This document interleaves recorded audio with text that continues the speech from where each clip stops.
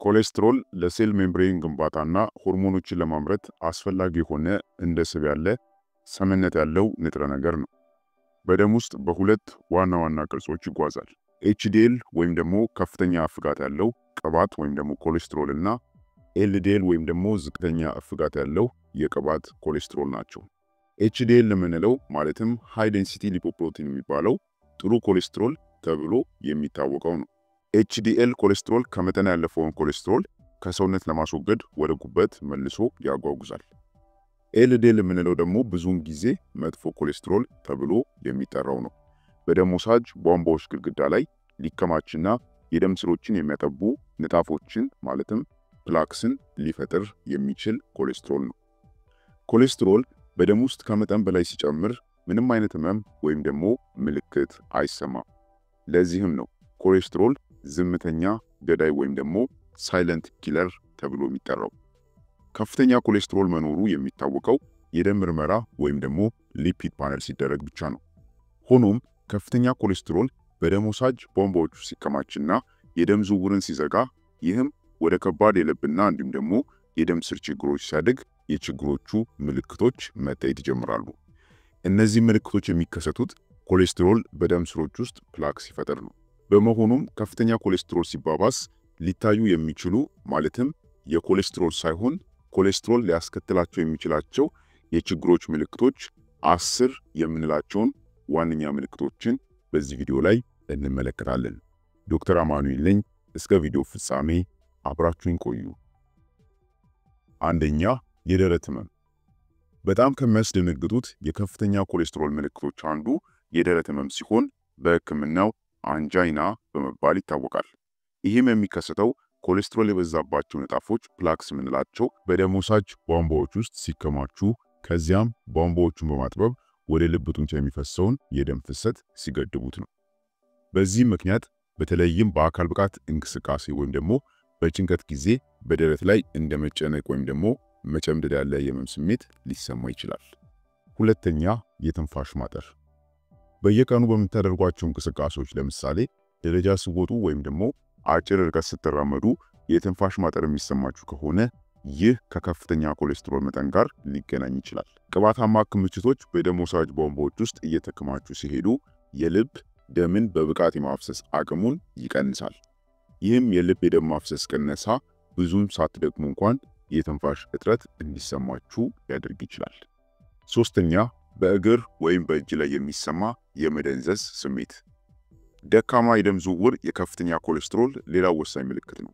የኮሌስትሮል ክምችቶች የደም ቧንቧዎችን ሲዘጉ ኦክሲጅን ያለው ደም እንደ እጅና እግር ወደመሳሰሉት ጫፍ አካላት ለመድረስ ይቸገራል።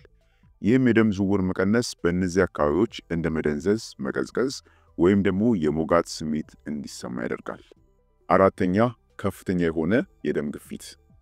ከፍተኛ የደም ግፊት ከከፍተኛ ኮሌስትሮል ጋር ሊገናኝ ይችላል። መጥፎ ኮሌስትሮል በመባል የሚታወቀው ኤልዲኤል ኮሌስትሮል በደም ወሳጅ ቧንቧዎች ውስጥ ሲከማች የደም ቧንቧዎቹን ግድግዳዎች የሚያደነድንና የሚያወፍር ፕላክ ይፈጥራል። ይህም ግትርነት ልብ የደም ዝውውርን ለመጠበቅ በይበልጥ እንዲሰራ በይበልጥ እንዲመታ ያስገድደዋል። ይህም ወደ ከፍተኛ የደም ግፊት መጨመር ያመራል ማለት ነው። አምስተኛ፣ የማዞር ስሜት ወይም ራስ ምታት። የማዞር ስሜት ከብዙ ምክንያቶች የመነጨ ሊሆን ቢችልም የደም ወሳጅ ቧንቧዎች ጠባብ ሲሆኑና በቂ ደም ወደ አንጎል ማድረስ ሳይችሉ ሲቀሩ የከፍተኛ ኮሌስትሮል ምልክት ሊሆን ይችላል። ይህም የደም ፍሰት መቀነስ አልፎ አልፎ ለራስ ምታት ወይም ደግሞ ራስ መሳት ሊዳርግ ይችላል። ስድስተኛ፣ በቆዳ ላይ የሚፈጠሩ ቢጫማ የስብ ክምችቶች። እነዚህ ዛንቶማስ ይባላሉ። ዛንቶማስ በቆዳ ስር የሚፈጠሩ ቅባታማ ቢጫማ የስብ ክምችቶች ሲሆኑ በተለይም በአይን ዙሪያ፣ በክርን፣ በጉልበትና በተረከዝ አካባቢ ይታያሉ። በምስሉ ላይ እንደምትመለከቱት በአይን አካባቢ የሚታዩ ናቸው። እነዚህም በግልጽ የሚታዩ ምልክቶች ብዙውን ጊዜ ከመጠን በላይ የጨመረ የኮሌስትሮል መጠን ወይም ደግሞ እንደ ፋሚሊያ ሃይፐር ኮሌስትሮሊሚያ ያሉ የዘረመል የኮሌስትሮል መዛባት ችግሮችን ያመለክታሉ። ሰባተኛ፣ ድካም ወይም አጠቃላይ የሰውነት መድከም። ስር የሰደደ ድካም የከፍተኛ ኮሌስትሮል ሌላው ቀደምት ምልክት ሊሆን ይችላል።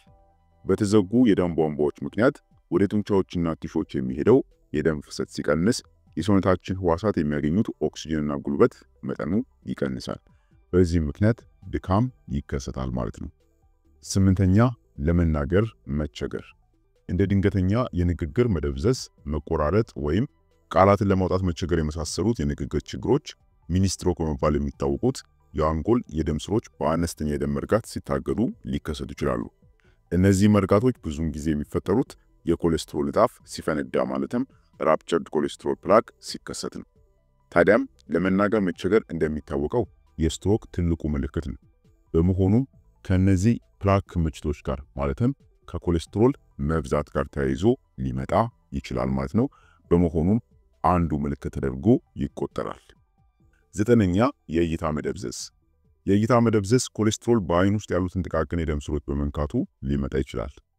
በሬቲና ውስጥ ያሉት የደም ስሮች ሲታገዱ የሚከሰተው የሬቲናል ደም ስር መዘጋት ማለትም ሬቲናል ቬን ኦከልሽን የምንለው ይህ ሁኔታ በከፍተኛ ኮሌስትሮል መጠን ሊከሰት ይችላል።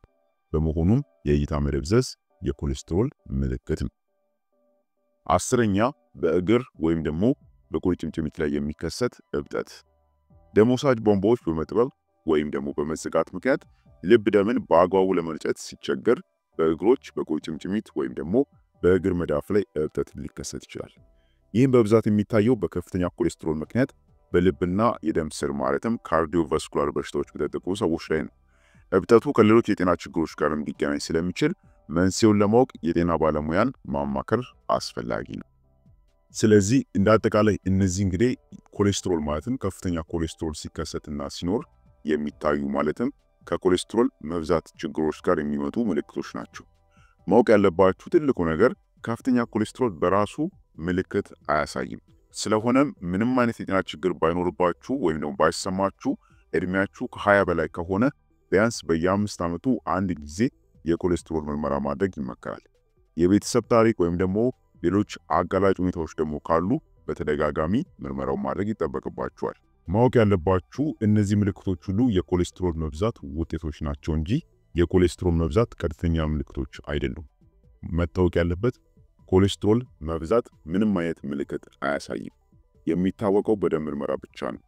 ነገር ግን እነዚህ ምልክቶች አሁን ያየናቸው 10 ምልክቶች የኮሌስትሮል መብዛት ውጤት የሚያሳያቸው ምልክቶች ናቸው እንጂ በቀጥታ የኮሌስትሮል ምልክቶች አይደሉም።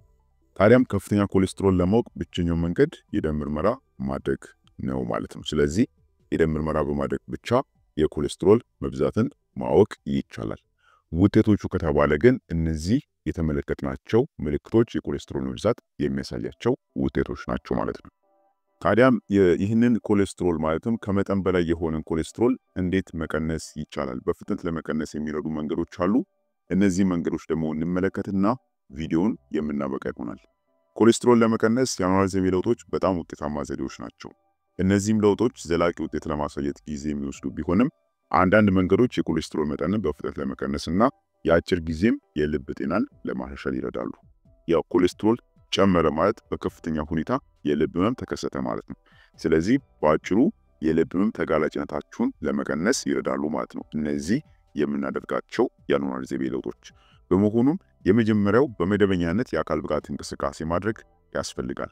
የአካል ብቃት እንቅስቃሴ ማድረግ ኮሌስትሮልን በፍጥነት ለመቀነስ ከሚረዱ ምርጥ መንገዶች ውስጥ አንዱ ነው። እንደ ፈጣን የእግር ጉዞ፣ ብስክሌት መንዳት ወይም ደግሞ ዋና የመሳሰሉት ቢያንስ ለ30 ደቂቃዎች ያክል በየቀኑ ለመስራት መሞከር አስፈላጊ ነው። በሁለተኛ ደግሞ የፋይበር መጠንን መጨመር ያስፈልጋል። እንደ አጃ፣ ባቄላ፣ ምስር፣ ፍራፍሬዎችና አትክልቶች ባሉ በሚማማ ፋይበር የበለጸጉ ምግቦች የኤልዲኤልን ኮሌስትሮል መጥፎ የምንለውን ኮሌስትሮል ለመቀነስ ይረዳሉ። ሶስተኛ ጤናማ ቅባቶችን መመገብ ነው። ጤናማ ያልሆኑ ቅባቶችን እንደ ትራንስ ፋትና እንዲሁም ደግሞ ሳቹሬትድ ፋት የምንላቸውን በጤናማ ቅባቶች መተካት ያስፈልጋል። ለዚህም እንደ ሳልመን፣ ተልባ እናም ደግሞ ለውዝ ባሉ ምግቦች ውስጥ የሚገኘው ኦሜጋ 3 ፋቲ አሲድ የኤልዲኤል ኮሌስትሮልን በመቀነስ የልብ ጤናን ያሻሽላል ማለት ነው። አራተኛ በቂ ውሃ መጠጣት ያስፈልጋል።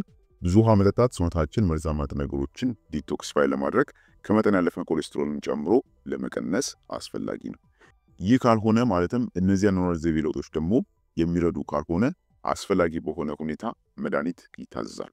የአኗኗር ዘይቤ ለውጦች በቂ ካልሆኑ ስታቲንስ የተባሉ ወይም ደግሞ ሌሎች ኮሌስትሮል የሚቀንሱ መድኃኒቶች የሚታዘዙ ይሆናል ማለት ነው።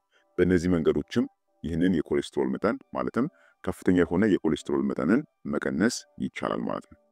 በዋነኛነት ግን እዚህ ቪዲዮ ላይ ትኩረት እንድታደርጉ የሚፈለገው ኮሌስትሮል መጨመር ማለትም የኮሌስትሮል መጨመር ቀጥተኛ ምንም አይነት ምልክት አያሳይም።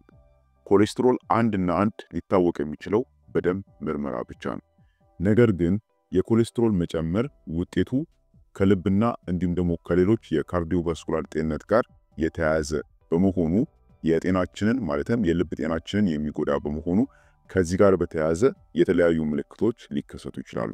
ከነዚህ ምልክቶች ውስጥም 10 የሚሆኑትን ዋነኞቹን ተመልክተናል ማለት ነው። ስለዚህ እነዚህ ያየናቸው ምልክቶች የኮሌስትሮል መጠን መጨመር ውጤቱ የሚያሳያቸው ምልክቶች ናቸው ማለት ነው።